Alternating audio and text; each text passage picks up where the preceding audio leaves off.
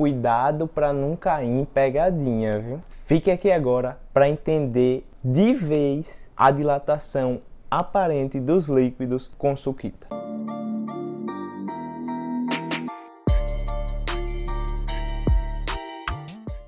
E é isso aí, ó. Esse é um assunto que a gente tem que tomar um pouquinho mais de cuidado, que a gente já sabe trabalhar com dilatação linear, superficial, volumétrica, mas quando a gente está trabalhando de dilatação de líquidos, a gente precisa prestar atenção em alguma coisa para não ser enganado, beleza? Mas antes de começar propriamente dito no assunto, deixa eu te fazer uma perguntinha, uma indagação aqui no papel. Rapidão, ó. Eu sei que quanto maior for o coeficiente de dilatação volumétrico gama, maior é a dilatação, ou seja, maior a variação de volume daquela substância. Ou seja, eu quero te perguntar, quem é que, quando recebe uma certa quantidade de calor, quando sofre uma determinada variação de temperatura, quem consegue dilatar mais? Os líquidos ou os sólidos?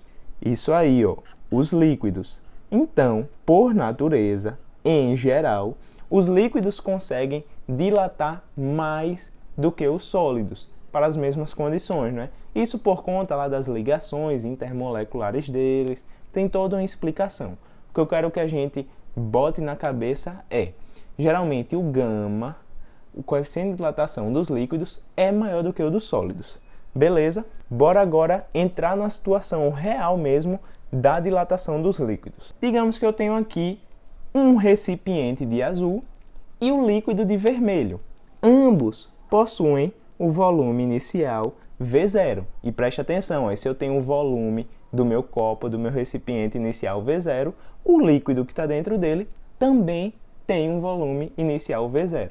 E aí eu vou fornecer uma certa quantidade de calor aqui, ou seja, eu vou variar a temperatura, tanto do líquido quanto do recipiente, obviamente, quanto do copo. E aí, tanto o líquido quanto o copo vai dilatar. E aí, o líquido e o copo dilata, só que como o líquido dilata mais do que o copo, ele vai acabar transbordando. Ele transbordou um pouquinho e eu peguei esse líquido que transbordou e coloquei aqui nesse copinho do lado.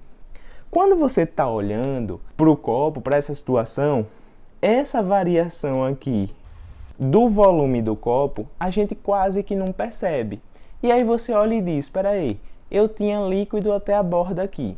Aqui eu continuo tendo líquido até a borda e caiu isso, transbordou isso porque o líquido dilatou.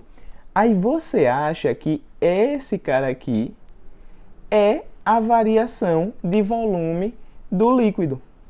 Mas não é. Isso daqui é a variação de volume aparente do líquido. Que já fique claro aqui então, o volume que transborda é a variação de volume aparente. Beleza? Por que aparente? Porque veja só, o líquido estava nesse tamanho aqui, nesse volume V0, ó. Esse é o tanto de V0 que ele tinha aqui antes. Só que antes de cair um pouco aqui e transbordar, essa parte aqui do líquido também foi dilatada. E dilatou e conseguiu ocupar o espaço do copo, porque o copo, o recipiente, também dilatou. Então, na verdade, perceba que a variação de volume do líquido é a variação de volume aparente, ou seja, aqui transborda, mais esse trechinho aqui. Não quero colocar conta agora não, quero só que você entenda essa situação. Percebeu? A gente foi bem com calma, viu ali a parte que o copo dilata junto com o líquido, só que como o líquido dilata mais rápido, ou seja, dilata mais do que o sólido, do que o copo, ele acaba ainda transbordando. Essa parcela que transbordou não é o quanto o líquido dilatou, é o quanto o líquido dilatou aparentemente. É o ΔV aparente, beleza?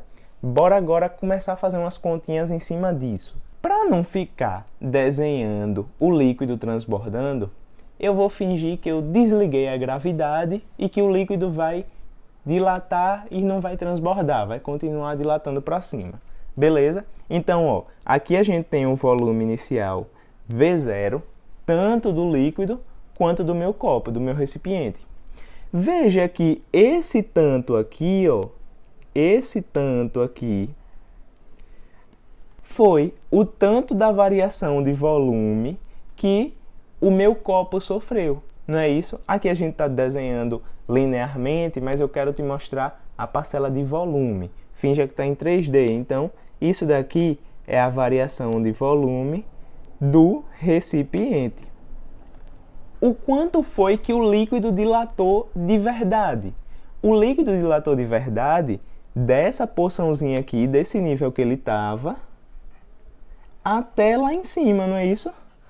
Essa sim é o ΔV real do líquido. Então, o ΔV do líquido.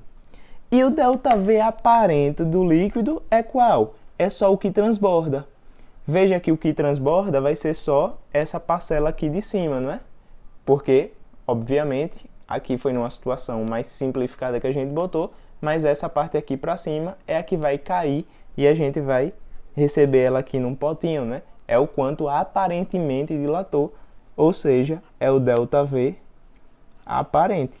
Então, se a gente analisar aqui esses valores visualmente, a gente tem que o ΔV real do líquido, na verdade, vai ser uma soma de quem? Do ΔV do recipiente mais o ΔV aparente, que é o que transborda.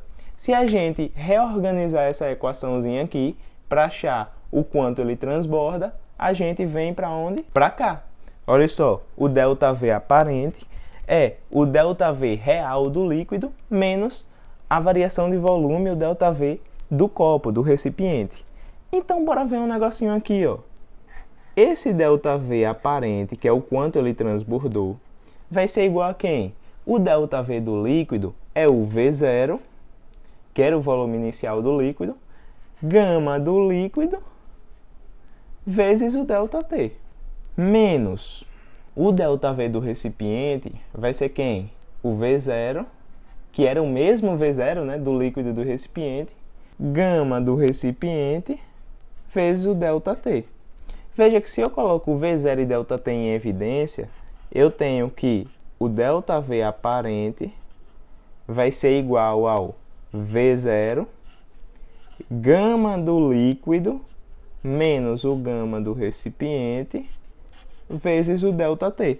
Aí a gente chega aqui, ó, e chama esse cara de gama aparente.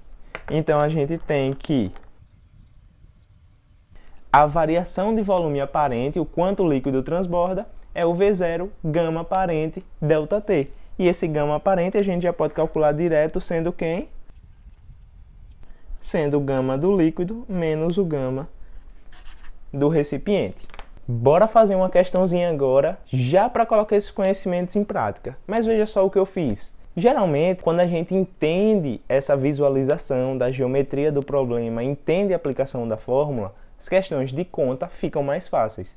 Quero que a gente entenda mesmo como aplicar realmente essa lógica nas questões teóricas. Então, bora fazer um aqui rapidinho. Um tanque cheio de gasolina de um automóvel, quando exposto ao sol por algum tempo, derrama uma certa quantidade de combustível.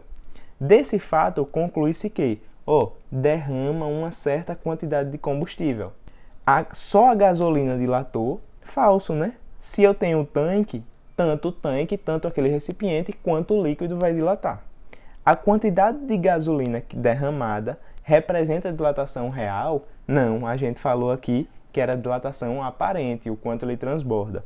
A quantidade de gasolina derramada representa a sua dilatação aparente? Perfeito, já vai ser letra C aqui. O tanque se dilatou mais que a gasolina? Não, né? A gente combinou aqui, a gente viu aqui que a gasolina, o líquido, dilata mais que o sólido.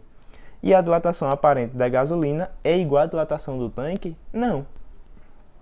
Então, alternativa C. E se você gostou desse vídeo, já deixa o like aqui, lembra de se inscrever no canal e ative o sininho para receber as notificações. não esquece também de pegar, joga aqui embaixo na setinha, compartilha lá nos grupos da sua turma, manda para aquele seu colega que está em dúvida nesse assunto, para ele ver que é fácil essa visualização. Beleza? Não esquece mesmo de compartilhar e valeu!